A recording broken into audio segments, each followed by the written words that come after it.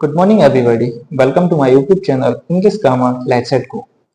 आज हम अपनी क्लास में जानेंगे प्रेजेंट इंडेफिनाइट के बारे में और प्रेजेंट इंडेफिनाइट के नेगेटिव के बारे में। पिछली वीडियो में हमने जाना था अफर्मेटिव के बारे में, तो आइए जानते हैं। नेगेटिव का जो स्ट्रक्चर होता है उसमें सबसे पहले सब्जेक्ट आता है, उसके बाद हेल्पिंग वर्ब डू या डज आती है, उसके बाद नॉट आता है, फिर वर्ब की फर्स्ट फॉर्म, ऑब्जेक्ट और अदर। डू जो आता है वो सिंगुलर सब्जेक्ट के साथ नहीं आता है, वो प्लूरल सब्जेक्ट के साथ आता है। डज जो आता है वो सिंगुलर सब्जेक्ट के साथ रखा जाता है या आता है। सिंगुलर सब्जेक्ट आप जानते हैं, जैसे कि एक, कोई चीज एक होती है तो सिंगुलर होता है। मैंने यहाँ पर एक एग्जांपल लिखा हुआ है, सूर्य पूर्व से नहीं उगता है। तो सूर्य जो है वो सिंगुलर होता है और सूर्य से पहले दा लगाया जाता है।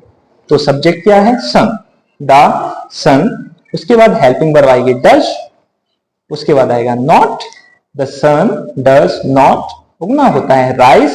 उसके बाद पूर्व से यानी कि in east, the sun does not rise in east.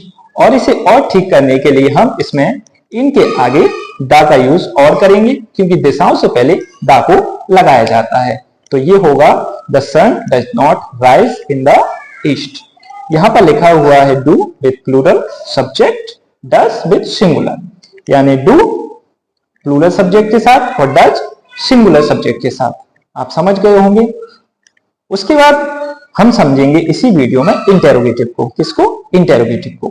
Interrogative का जो स्ट्रक्चर होता है उसमें सबसे पहले हेल्पिंग वर्ब आती है, जो कि इसकी है डू या डज, सब्जेक्ट, उसके बाद not, if negative. If negative मतलब अगर कहीं सेंटेंस में नॉट होगा तो आएगा, नहीं होगा तो नहीं आएगा।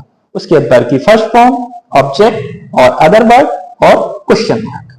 एक एग्जांपल यहां पर लिखा हुआ है, क्या सूर्य पूर्व से उगता है? तो इसमें क्या से जो होती है इंटेरोगेटिव की शुरुआत होती है और इंग्लिश में होती है हेल्पिंग वर्ब से।